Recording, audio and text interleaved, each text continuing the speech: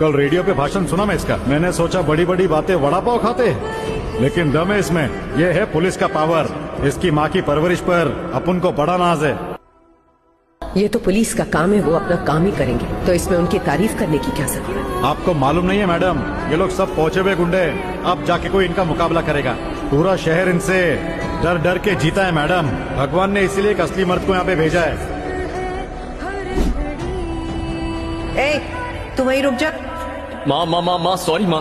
मैंने कहा ना वहाँ रुक।